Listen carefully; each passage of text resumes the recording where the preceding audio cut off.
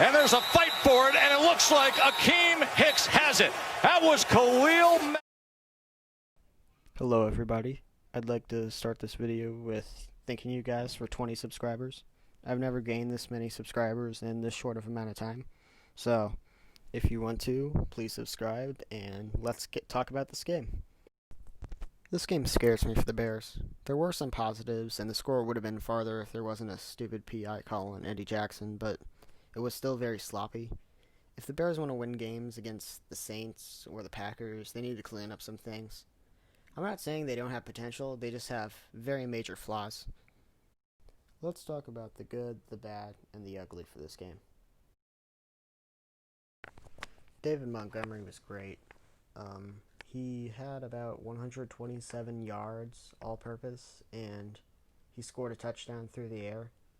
I'm really excited to see what this guy can develop into. I think he's a great running back.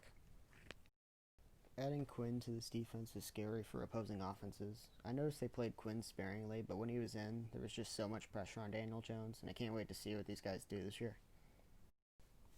Like I mentioned before, he had a PI call on him that was pretty dumb, and it should have been a pick six for Bojack, but besides that, he was great, making important tackles and deflections all over the field. Also, people are blaming him for injuring Saquon. Saquon was already hurt. He got injured when he landed, but prayers go out to Saquon, and I do hope he recovers. Trubisky had a great first half. He was moving around in the pocket. He threw a couple touchdowns. He nearly had another one, which was an absolute dime to Anthony Miller in the end zone. That was just dropped.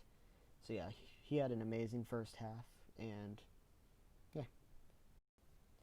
He's looking like a great acquisition, great late-round pick. He made some amazing plays in the first half and a touchdown, so hopefully he can develop.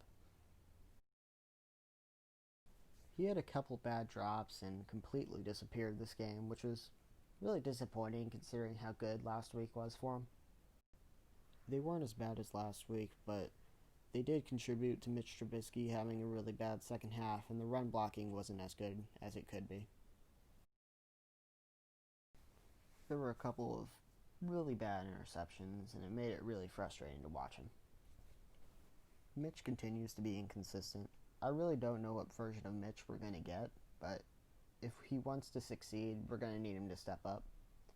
He almost seems to play his worst when we have a comfortable lead, and he seems to overthink things. So, yeah, hopefully Mitch brings it together in the future. The middle of the field always seems to be open with the Bears, and it was the reason we nearly lost today. I think there's blame to go around, like Danny Trevathan clearly being past his prime, and Pagano having very risky play calling. In conclusion, a win is a win, but I am very scared and skeptical for the Bears' future. If you liked the video, like it, and if you didn't, dislike it, and if you want to see more content from me, subscribe.